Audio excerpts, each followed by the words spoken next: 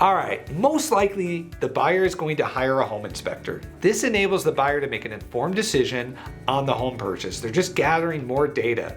And the buyer may ask you to repair or replace several things before moving forward with the sale, depending on the repair allowance that is stated in the accepted contracts. It is during this time of the home buying process that the buyer can back out, or if they find something wrong with your house, they can ask you to fix it. So it's important to repair or replace anything that seems fair before showing your home. It is also very important to make sure you fill out the disclosures on our seller property disclosure statement. Bonus, you will get a copy of the inspection report from the buyers, and you can see what is going on with your home that maybe you weren't aware of. Let us know if you have any questions, and we can't wait to get your home sold.